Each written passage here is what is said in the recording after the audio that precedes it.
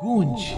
रात के ठीक 1 बजे तेज बारिश और कड़कड़ाती बिजली में अपने घर की बालकनी में खड़ी सुमन खोई खोई कुछ सोच रही थी। अंदर आ जाओ ना।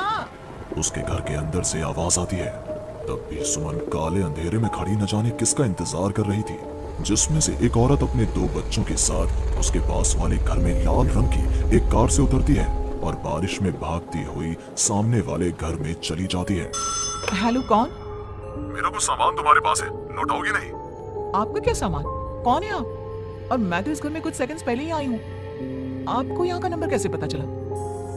मम्मी, हो सकता है कि जो फैमिली यहाँ पहले रहती हो, ये कॉल उनके लिए हो। नहीं नहीं, ऐसा नहीं है। बाहर कड़कड़ाती बिजली एक अनजान आदमी के फोन ने नेहा को डरा दिया था। वो फौरन कॉल रख देती है। चलो बच्चों, कमरे में चलते हैं, मैं तुम्हें सुला देती हूँ। पर यहाँ इतने अंधेरे में तो कुछ भी नहीं दिख रहा। मम्मी, फ्लैश लाइट ऑन करो ना। नेहा फ्लैश ऑन करती है, जहां उसे ऊपर जाने की सीढ़ियां दिखती हैं और चारों तरफ सफेद कपड़ों से ढके हुए फर्नीचर। तभी नेहा की 3 साल की बेटी उससे कहती है, मम्मा घोस्ट।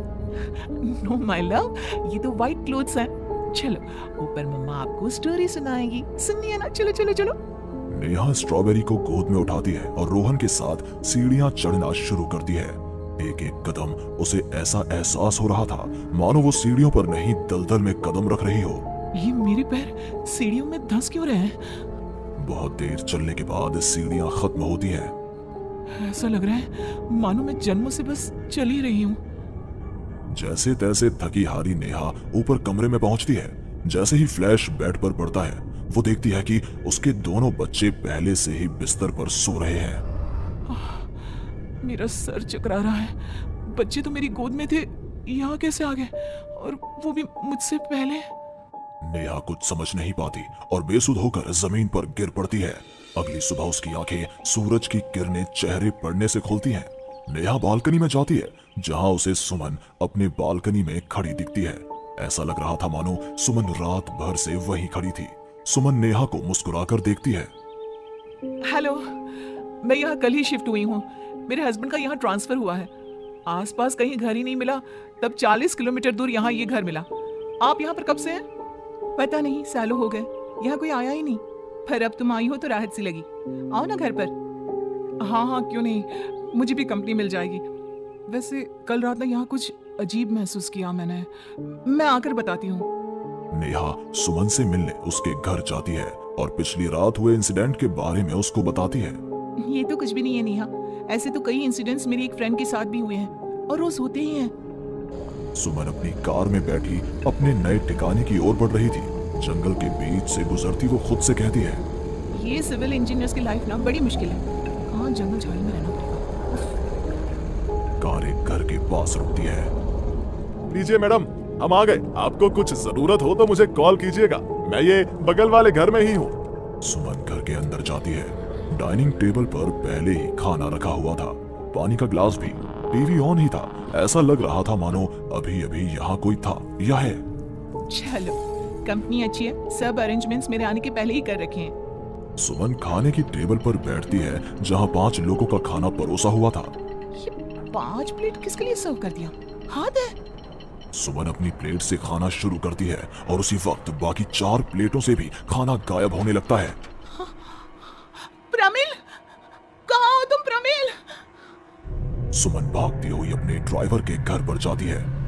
सुमन क्या देखती है कि प्रमिल जमीन पर गिरा हुआ है। फर्श पर हर तरफ खून ही खून। प्रमिल के मुंह से भी खून आ रहा था।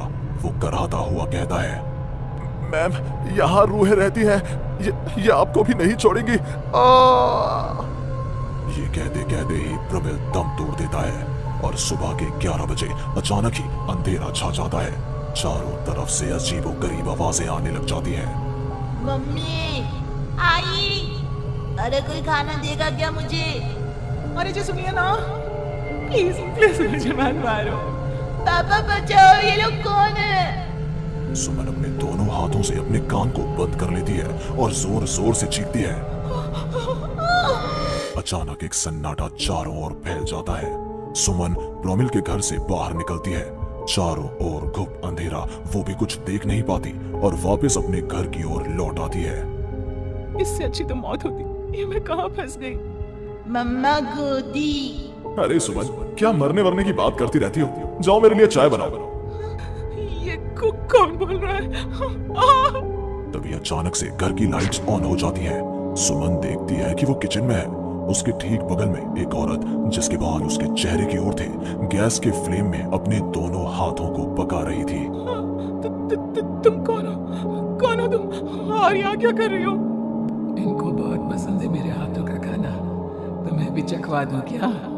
कर्कश आवाज में ये कहती हुई वो औरत झट से सुमन के हाथों को आग में डाल देती है। सुमन चीखती रहती है, पर वो औरत उसके हाथों को नहीं छोड़ती।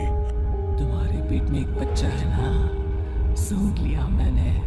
और औरत ये कहती सुमन के पेट पर हाथ फेरने लग जाती है और उसके पेट में हाथ डालकर मांस का टुकड़ा बाहर निकाल कर खा लेती है। मेरा बच्चा। ये तो कुछ भी नहीं, उधर देखो। वो औरत दीवार की तरफ इशारा करती है। दीवार पर खून के ऐसे धब्बे थे मानो नवजात शिशुओं को उसी दीवार पर पटक पटक कर मार दिया गया हो।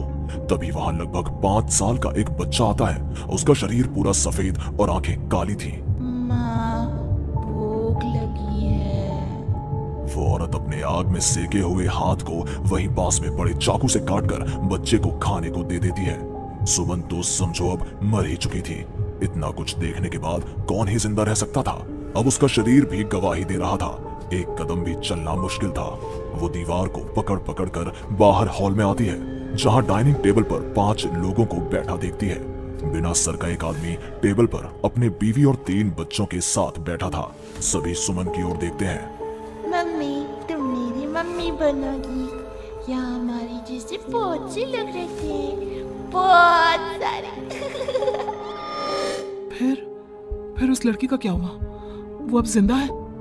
हाँ, उन लोगों को एक जिंदा इंसान भी चाहिए था, जिसे वो रूहें रोज मारे। रोज पता नहीं कितनी ही रूहें हैं। आज भी 1-2 तो दिखी जाती हैं। वो लड़की तो बस निकलने का राह ढूंढ रही है, पर वो निकलेगी कैसे? क्या कोई तरीका है? हाँ, किसी और को उन रूहों के हवाले कर देना यही एकमात्र रास्ता है। तो उसने किसे उन आत्माओं के हवाले किया? किया नहीं, अब करेगी।